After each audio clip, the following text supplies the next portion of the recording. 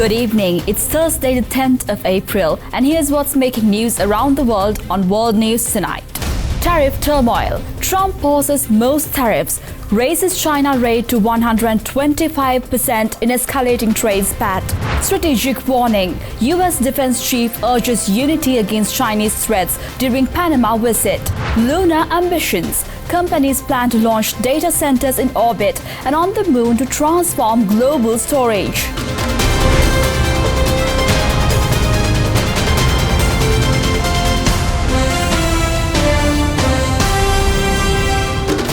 From Colombo, this is World News Tonight with Amarsha Fernando. Good evening once again. In a significant policy shift, President Trump has announced a 90-day suspension of new tariffs for most nations, while escalating tariffs on Chinese imports to 125%, being in Beijing's retaliatory measures and lack of respect.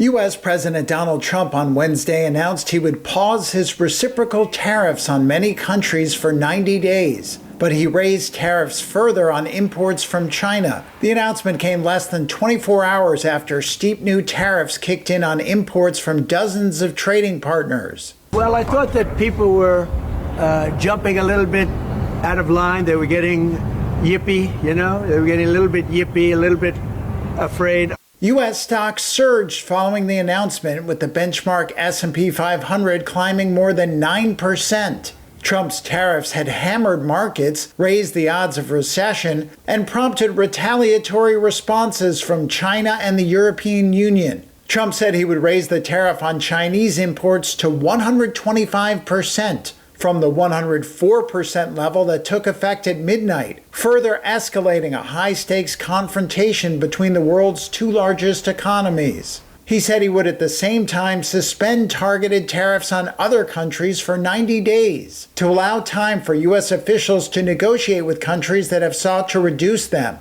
A 10% blanket duty on almost all U.S. imports will remain in place. Nothing's over yet, but we have a tremendous amount of spirit from other countries, including China. China wants to make a deal. They just don't know how quite to go about it. It's one of those things they don't know how quite. They're proud people. And President Xi's a proud man. I know him very well, and they don't know quite how to go about it, but they'll figure it out. They're in the process of figuring it out, but they want to make a deal. Since Trump announced broad tariffs late on April 2nd, stocks had fallen more than 12% for their biggest four-day sell-off in 5 years. President Trump has revealed plans for imminent substantial tariffs on pharmaceutical imports, aiming to bolster domestic manufacturing and reduce reliance on foreign drug production. A bitter pill for the pharmaceutical industry as Donald Trump signals new U.S. tariffs for the sector are on the way. The advantage we have over everybody is that we're the big market. So we're going to be announcing very shortly a major tariff on pharmaceuticals. The level of pharma tariffs coming is not yet known. The administration has signaled that it could impose them based on national security concerns under the Section 232 rules of the 1962 Trade Expansion Act. Such a move could prove an acute affliction for India. The country is a major source for generic versions of popular medications, and the U.S. accounts for a third of its overall pharmaceutical exports. But Europe, too, would feel the pain.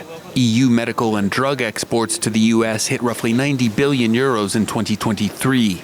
Much of that came from Ireland. The pharma industry accounted for 58 billion of Ireland's 73 billion euros worth of exports to the U.S. last year, and 2% of the country's total workforce.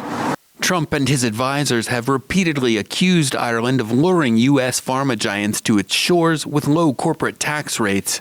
And while some drug makers have been boosting their investments in the U.S. due to Trump's protectionist policies, industry analysts say companies will be reluctant to break down and reorganize complex international supply chains.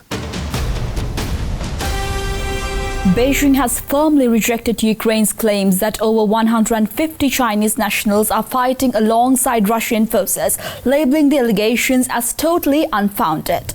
Now to get the latest news on this, we have other Derana World News special correspondent Minoli Zagaria joining us from Kursk, Russia. Over to you, Minoli. Yes, Amasha. In a development stirring new geopolitical tensions, Ukraine has claimed that Chinese nationals are fighting for Russia in its ongoing invasion. President Volodymyr Zelensky announced that 2 Chinese men had been captured on Ukrainian soil and that intelligence suggests many more may be embedded within Russian ranks. It marks the first time Kyiv has made such an assertion since the war began over 3 years ago. Beijing swiftly rejected the allegations. Chinese Foreign Ministry spokesperson Lin Jian labeled the claims totally unfounded, reiterating that China advises its citizens to avoid conflict zones and refrain from joining foreign military operations. He suggested the individuals captured may have acted independently. The US called the reports disturbing. State Department spokesperson Tammy Bruce emphasized China's growing role in sustaining Russia's war effort, alleging that nearly 80% of dual-use supplies used by Moscow come from China sources. While China has not directly supplied arms or troops to Russia, it has offered economic and diplomatic support. And the wider war has become a stage for a deepening global divide. Back to you, Amasha. Thank you, Minoli. That was other than a World News special correspondent, Minoli Zagaria, who joined us from Kursk, Russia. India has approved the purchase of 26 Rafale fighter jets from France for its navy, a move aimed at deterring threats as rival China grows its naval presence in the Indian Ocean. A high-profile deal between India and France is expected to be signed in the coming weeks.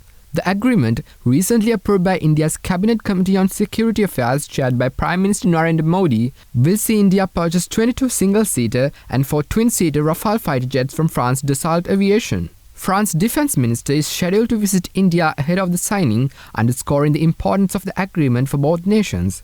This acquisition is a critical part of India's broader goal to upgrade its aging military fleet, reduce dependence on Soviet-era equipment, and stimulate domestic weapon production. The deal comes at a time of rising maritime tensions, with the Indian Navy reporting an increase in China's naval activity in the Indian Ocean over the past decade.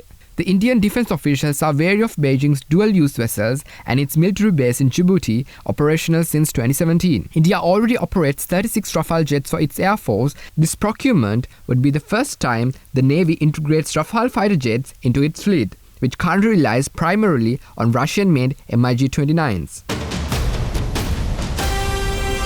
Japanese Prime Minister Shigeru Ishiba and NATO Secretary General Mark Rutte have pledged to deepen security cooperation, emphasizing the need to address growing threats from China, North Korea and Russia. NATO Secretary General Mark Rutte visited Tokyo on Wednesday to meet with Japanese Prime Minister Shigeru Ishiba. The two leaders agreed to enhance defense industry cooperation, focusing on developing advanced dual-use technologies such as artificial intelligence and drones. They also plan to increase collaboration in cyber defense, space, and joint military exercises. Both parties expressed concern over China's military buildup and its support for Russia's defense industry amid the ongoing Ukraine conflict. Japan also expressed interest in joining NATO's security assistance and training for Ukraine mission, which is based in Germany. Let's go for a short commercial break. More world news right after this.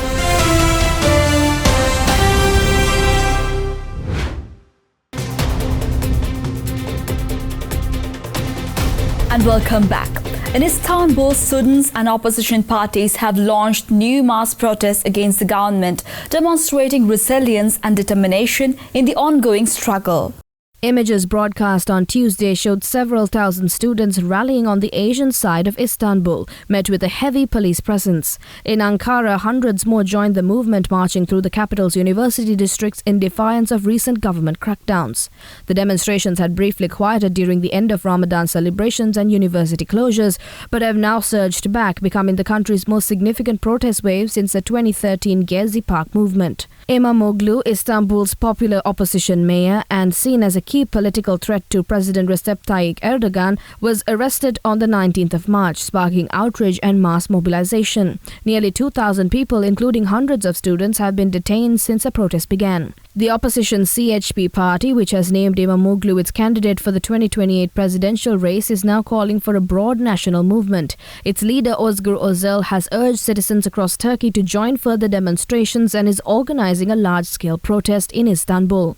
In parallel, the party has also launched a boycott of companies linked to the Erdogan administration, adding economic pressure to the growing political unrest. During a visit to the Panama, U.S. Defense Secretary Pete Hegseth highlighted ongoing threats from China to the Panama Canal and emphasized collaborative efforts to maintain its security. U.S. Defense Secretary Pete Hegseth has announced plans to enhance military cooperation with Panama, aiming to counter perceived threats from China's influence over the Panama Canal. During a visit to Panama City on Tuesday, Hegseth emphasized the strategic importance of the Panama Canal, through which over 40% of U.S. container traffic transits annually. On Wednesday, he asserted that China-based companies control critical infrastructure in the canal area, potentially enabling surveillance activities that compromise the security and sovereignty of both Panama and the United States.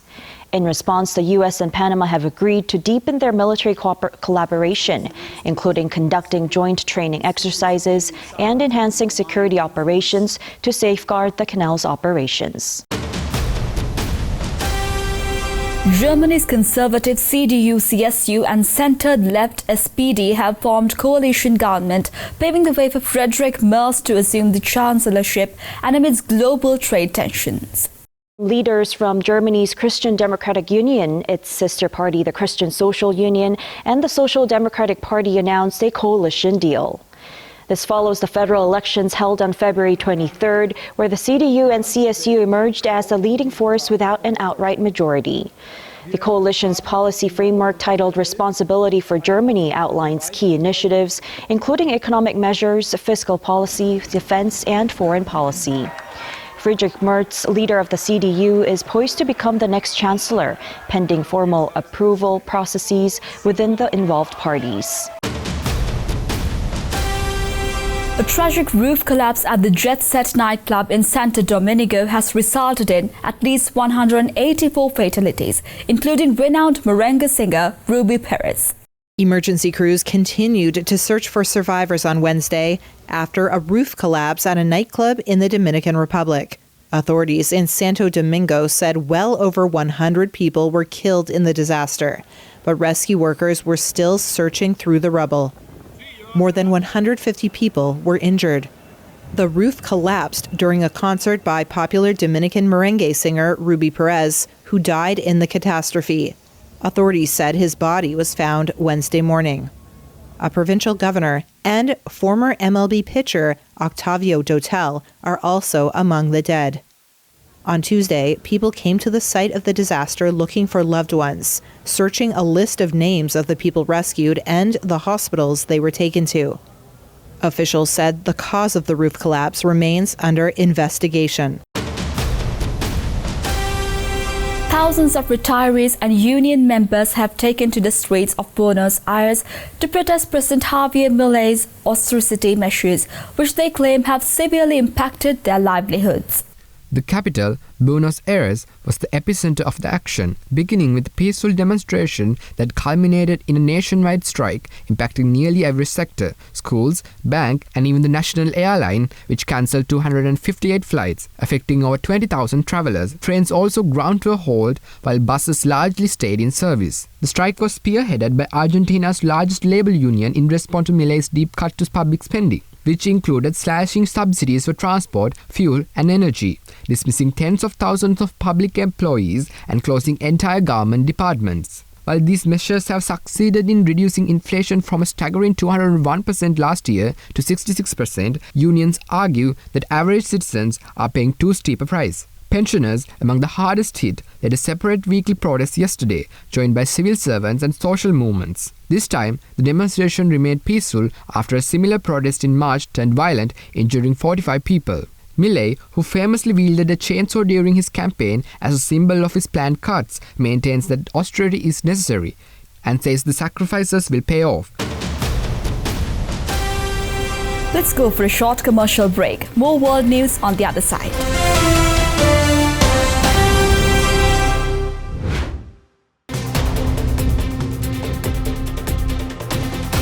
And welcome back. A Florida firm Lone Star has successfully tested a book-sized data center at Moon, aiming to offer secure solar-powered data storage beyond Earth, making a bold step in off-planet computing. US-based startup Lone Star is leading the charge in an ambitious mission to establish data centers far from Earth's surface. The company plans to deploy a small data center in lunar orbit by 2027, citing strong customer demand and the unique advantages of space-based infrastructure. Washington state-based competitor StarCloud is aiming to get a head start, launching its satellite-based data center next month and starting commercial operations by mid-2026. Lone Star's head of security, Mr. Adel, highlights the enhanced safety space offered. With no reliance on terrestrial internet networks, data stored in space is less vulnerable to cyber attacks. Though it takes about 1.5 seconds for data to travel from the Moon to Earth, the delay is negligible for certain uses such as long-term storage and backup systems. Space-based data centers also help satisfy strict data sovereignty laws, according to Lone Star CEO Chris Stott. Under international space law, the hardware is subject to the jurisdiction of its launch country, meaning it could act like an embassy in orbit. Lone Star has already attracted customers including the state of Florida and the government of the Isle of Man as organizations look skyward to safeguard their most sensitive information. Rural America's population decline is straining schools, but 5 South Texas schools across 4 counties teamed up to share specialty programs. Take a look. Amber Garcia's passion is ignited in her high school welding class. But this isn't her high school. The 17-year-old travels to a different school district for the training, prepping her for a high-paying job. With small populations and tight budgets, these rural South Texas schools used to be able to offer only a fraction of the learning opportunities offered in urban areas. Okay, start your search there. But now, 5 high schools across 4 counties in several different school districts have partnered to offer specialty programs to each other's students. Michael Gonzalez runs the nonprofit Rural School Innovation Zone. Freshman Juliana Farias travels almost an hour to and from different high schools for a shot at her dream. They had this tag. To be a teacher. Students in schools that battle it out in sports are allies in education. So I'm going to teach y'all about the 5 senses and the 4 seasons. 14-year-old Farias is already a student teacher in a kindergarten class. You've got to get that blood draw on them, and it's going to be difficult. There are a dozen specialties. Most graduate with a trade certification and associate's degree. There's no extra cost. There you go. The goal is to avoid the path some rural districts have taken, consolidating into a larger central campus. More than 7 million students across the U.S. attend rural schools. Educators from 46 states have traveled here for a look at the program, bridging gaps in education through cooperation and sparking dreams for the future.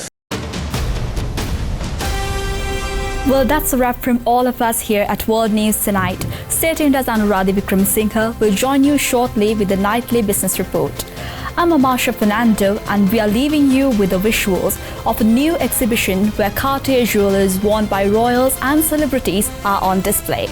Thank you for watching and have a great night.